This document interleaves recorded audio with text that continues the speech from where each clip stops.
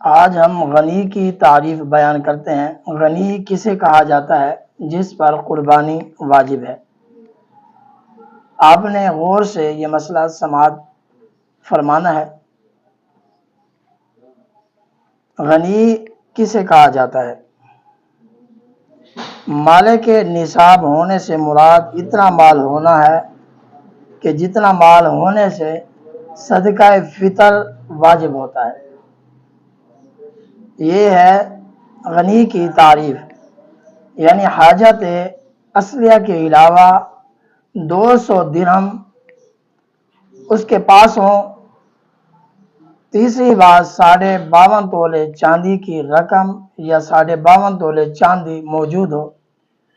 اور نمبر 3، یا 20 دینار اس کے پاس موجود ہوں۔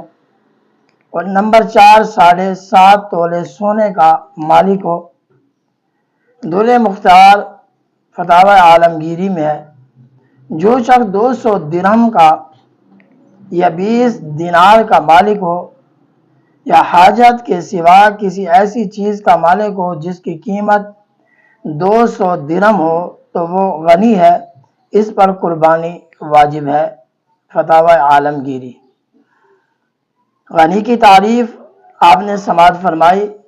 غنی کے پاس یہ 5 چیزیں پائی جائیں، ان 5 میں سے ایک بھی پائی جائے تو اس پر قربانی واجب ہے۔